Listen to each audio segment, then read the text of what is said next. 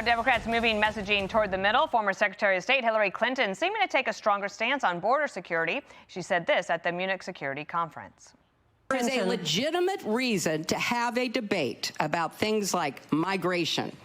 It went too far, it's been disruptive and destabilizing, and it needs to be fixed in a humane way with secure borders that don't torture and kill people, and how we're going to have a strong family structure, because it is at the base of civilization. Let's bring in Guy Benson, host of the Guy Benson Show on Fox Radio.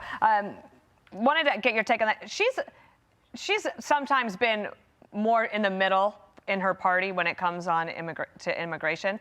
To me, it's not so much that she's changed, but the rest of the party has shifted much to the left, especially the younger folks.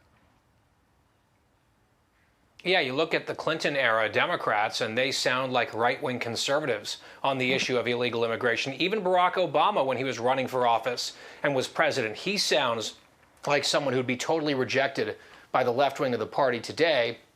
I'm not sure, Dana, that these are true believers, right? That they actually think that we need to really toughen up the borders and throw in a few adjectives like humane. I think they recognize that they need to say these things and deliver less chaotic results for the electorate for the purpose of winning elections and gaining power. Now, that's a question of motives. It's impossible to know what's happening in her heart. I just didn't see her making comments like this publicly when her party was in charge, when this was spinning out of control. Right. Then Trump ran on this, won on this. Suddenly, she's got a message for the world. President Obama also made a lot of news this week, and let's just pick this one, and that was on dealing with homelessness. Morally, ethically speaking, it is an atrocity that in a country this wealthy, we have people just on the streets. But we should also recognize that the average person, doesn't want to have to navigate around a tent city in the middle of downtown. We're not going to be able to generate support for it if we simply say, you know what, it's not their fault, and so they should be able to do whatever they want, because that's a losing political strategy. Do you think that Gavin Newsom would pick up on that? I think Gavin Newsom will pick up on anything that he wants to in order to win, right? And he will reshape himself. He is this shape-shifting character, even week to week, based on what he thinks people want to hear.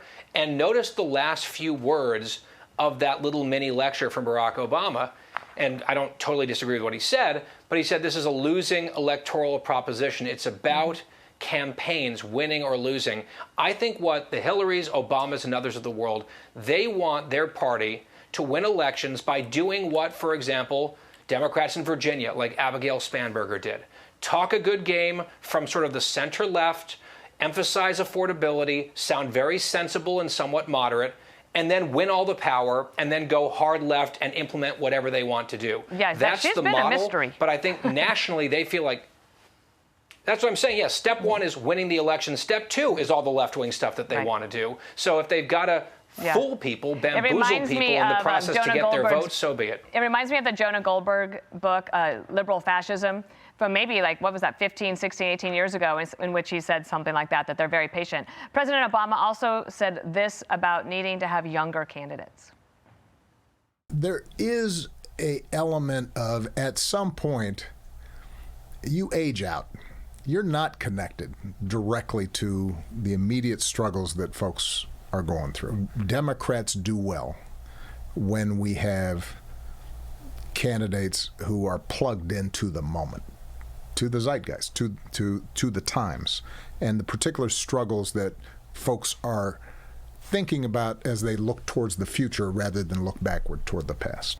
Guy, one of the things that you're looking at on both sides of the aisle, there are some lawmakers who are quite up there. If you look at both in the House and the Senate, well into their 80s and their 90s, and President Obama warning the Democrats, you got to look a little bit younger, folks.